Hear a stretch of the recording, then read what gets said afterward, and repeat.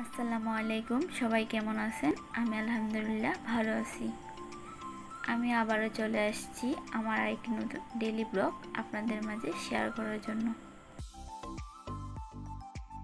যারা আমার Facebook page অন্যদিল blog থেকে দেখতেছেন আমার এই সুন্দর ভিডিওটি এবং আমার পেজটি লাইক ফলো করেনি, তারা প্লিজ আমার পেজটি লাইক এবং ফলো করে দিবেন।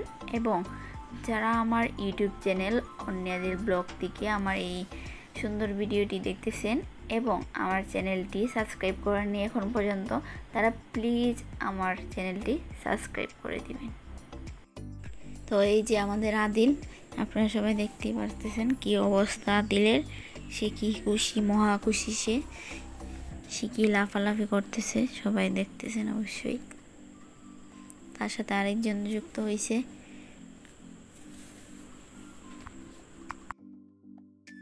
কি রকম বাদর নাচটাই না আদিল দিতেছে।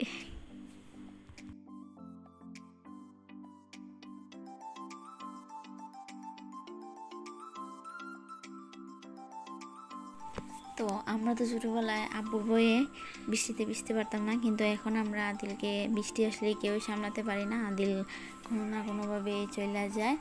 তো আপনারা ছোটোবেলা কে কে এমন করতেন অবশ্যই কমেন্ট করে জানাবেন।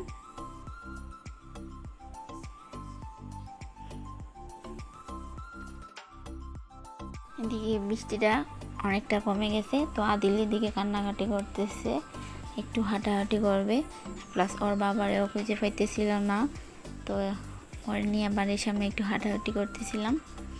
আর এদিকে বাড়িতে এসে দেখি সবাই ছোটা পিঠে খাইতেছে চাপা শুটকির ভর্তা দিয়ে, তো আমরা বসে গেলাম।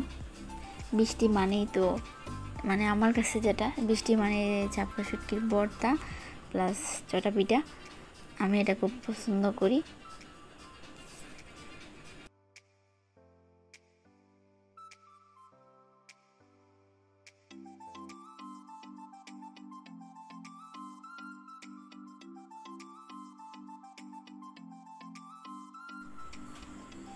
তো এই যে আমি আদিলকে নিয়ে এই যে আমি ফেলে দিলাম।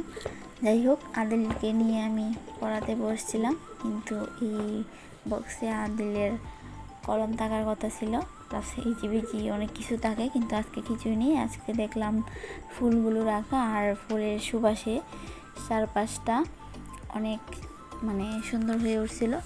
তো আমি ভাবলাম দেখি এখানে কী কী আছে। যাই হোক, আমি আবার সুন্দর করে সাজিয়ে দিতেছি।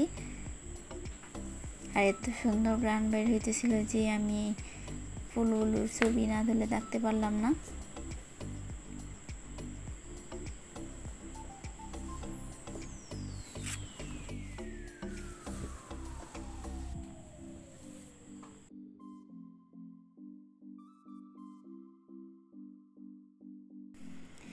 তো আদিল মন দিয়ে লেখাপড়া করতেছে, সবাই আদিলের জন্য দোয়া করবেন। তো আমার আজকের ভিডিওটা এই পর্যন্তই, সবাই ভালো থাকবেন, আল্লাহ হাফেজ।